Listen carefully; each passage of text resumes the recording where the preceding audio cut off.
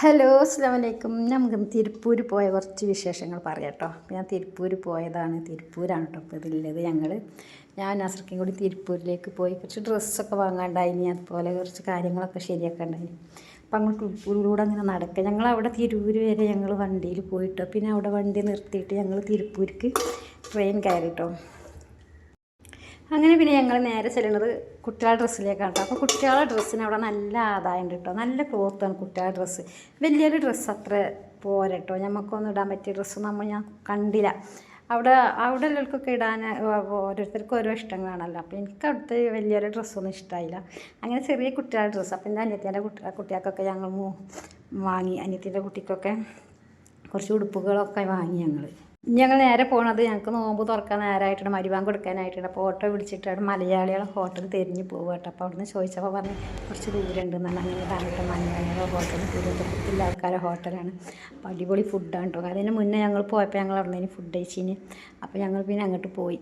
അവിടെ പോയിട്ട് നമ്മളവിടെ വെയിറ്റ് ചെയ്യണം, കാരണം മരിവാൻ കൊടുക്കാനാവണല്ലോ. അപ്പോൾ മരിവാൻ കൊടുക്കുമ്പോൾ നമുക്കുള്ളിൽ കയറിയിട്ട് ഫുഡ് കഴിക്കാമെന്ന് വിചാരിച്ച് ഞങ്ങൾ പുറത്തിങ്ങനെ വെയിറ്റ് ചെയ്തിരിക്കുകയാണ്. അപ്പോൾ ഓരോരുത്തരും ഇങ്ങനെ വന്നുകൊടുക്കണമൊക്കെ ഉണ്ട് കേട്ടോ. പിന്നെ ഞങ്ങൾ മരിവാങ്ക് കൊടുക്കാനായി. അതിന് പിന്നെ അതിൻ്റെ ഉള്ളിലേക്ക് കയറണമല്ലോ നമുക്ക്.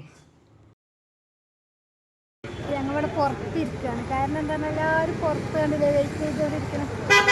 അപ്പോൾ പുറത്തിരിക്കണം എന്താണ് വെച്ചാൽ ബാങ്ക് കൊടുക്കാൻ കാത്തിക്കാട്ടോ. ഉള്ളിലേക്ക് പോകാനായില്ല. ബാങ്ക് കൊടുക്കുമ്പോൾ ഉള്ളിലേക്ക് പോകാൻ വെച്ചിട്ട്. അപ്പം ഇതാണ് ഹോട്ടൽ. ഇതാണ്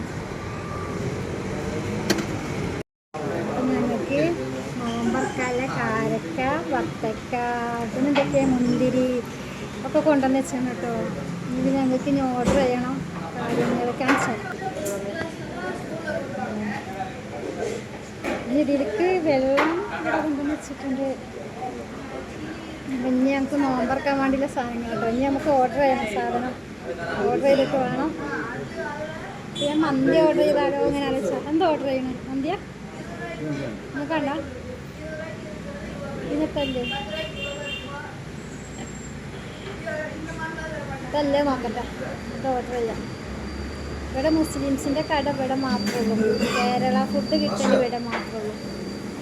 പിന്നെ അവിടെ കുറേ പോകണം. അവിടെ സ്റ്റാൻഡിൻ്റെ അവിടെ ഒന്നും ഒരിക്കലും കേരള ഫുഡ് കിട്ടില്ല. ഞങ്ങൾ കേരള ഫുഡ് ചോദിച്ചിട്ട് ഇങ്ങോട്ട് പോകണം.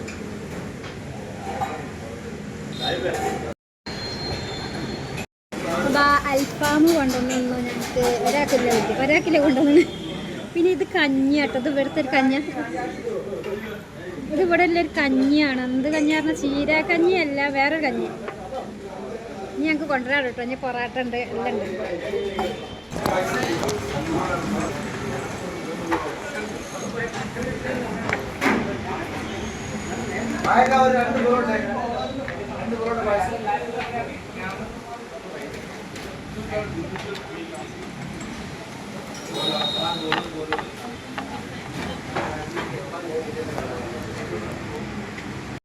അങ്ങനെ ഞങ്ങൾ ഫുഡൊക്കെ കഴിച്ച് ബില്ലടിച്ചിട്ടോ. പിന്നെ അത്താഴത്തിനുള്ള ബിരിയാണി കണ്ട് പാർസൽ വാങ്ങി. ഞങ്ങൾ പോന്ന് റെയിൽവേ സ്റ്റേഷനിലേക്ക് തന്നെ പോന്ന്. പിന്നെ ഒരു 2-2:30 ആകുമ്പോൾ ആണ് ഞങ്ങൾ ട്രെയിന്. അപ്പോൾ ഞങ്ങൾക്ക് അതിൻ്റെ മുന്നായിട്ട് അവിടുന്ന് ഞങ്ങൾക്ക് ഫുഡ് കഴിക്കാമെന്ന് വിചാരിച്ച്.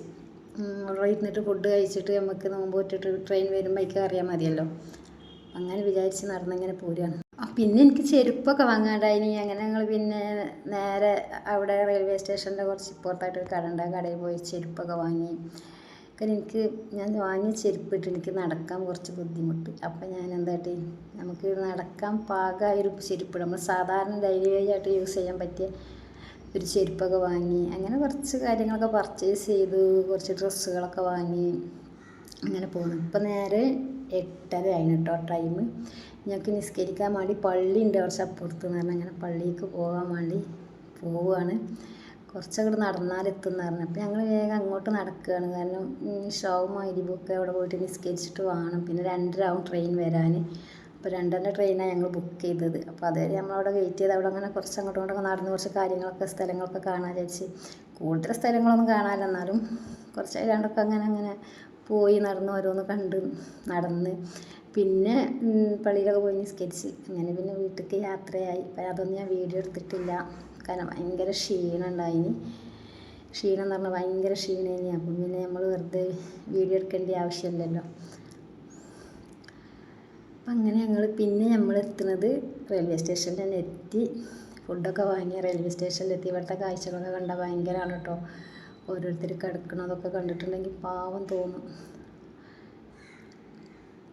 അങ്ങനെ വീണ്ടും അതിൻ്റെ ഉള്ളിലേക്ക് കയറി. പിന്നെ ട്രെയിനൊക്കെ വരുന്നുണ്ട്. അപ്പോൾ ഈ ട്രെയിനിലാണെന്നല്ല കേട്ടോ ഞങ്ങൾ 2 ട്രെയിനിലാണ് പോണത്. അപ്പോൾ ഇത്രയൊക്കെയുള്ള തിരുപ്പൂരത്തെ വിശേഷങ്ങൾ. പിന്നെ അടുത്ത ഡ്രസ്സിൻ്റെ കാര്യം എന്ന് വെച്ചിട്ടുണ്ടെങ്കിൽ എന്നോട് ഇപ്പോൾ ആൾക്കാർ ലൈവിൽ ചോദിച്ചിനി ഡ്രസ്സ് എങ്ങനെയാണ്. ഡ്രസ്സ് നല്ല ഡ്രസ്സാണ്, കുട്ടികളുടെ ഡ്രസ്സ് ബനിയൻ ക്ലോത്ത് അത് അടിപൊളിയാണ് കേട്ടോ. പക്ഷെ വലിയത് ഞാൻ